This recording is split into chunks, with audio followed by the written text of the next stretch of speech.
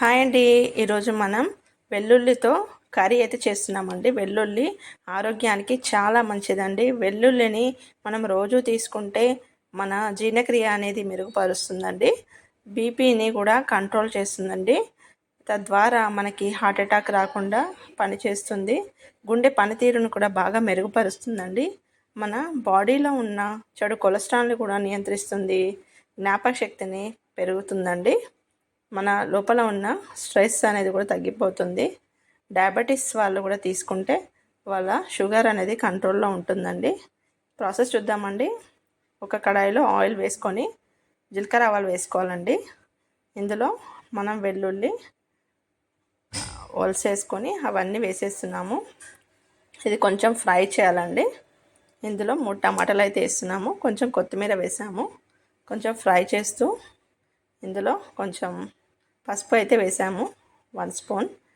ఒకసారి కలిపేసుకోవాలండి. ఈజీగానే అయిపోతుంది. హెల్త్ కూడా చాలా మంచిదండి. ఇందులో చిన్న పిడికెడంతా చింతపండు నానవేసాము.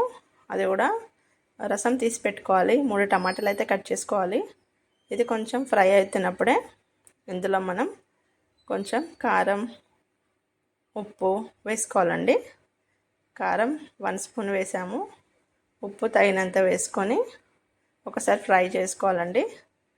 ఇది కొంచెం కలిపేసుకొని ఇందులోనే మనం కట్ చేసి పెట్టుకున్న టమాటాలను కూడా వేసి ఉడికించాలండి. ఇది కొంచెం ఉడికినప్పుడు మనం టమాటాలను కూడా యాడ్ చేసుకోవాలి.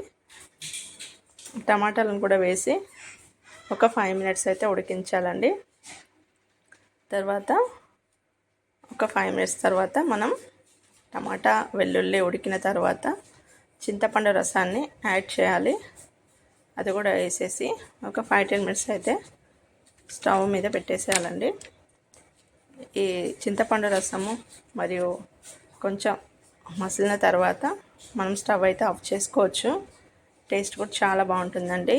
ఇది మా మామయ్య వాళ్ళు చేసేవారండి. మామయ్య ఉన్నప్పుడు మా వాళ్ళు అయితే ఇష్టంగా తినేవాళ్ళు. అందుకనే నేనైతే ఈ రెసిపీని అయితే షేర్ చేస్తున్నాను ఫ్రెండ్స్. ఎంతో హెల్త్కు బెనిఫిట్స్ ఇచ్చే ఈ రెసిపీ మీరు కూడా ఒకసారి ట్రై చేసి ఎలా వచ్చిందో కామెంట్లో చెప్పండి. వీడియో నచ్చితే లాస్ట్కి గరం మసాలా వేసాము. వీడియో నచ్చితే లైక్ చేయండి, షేర్ చేయండి, సబ్స్క్రైబ్ చేయండి ఫ్రెండ్స్. మరొక వంటకంతో మీ ముందుకైతే వస్తాను. Take care, bye bye.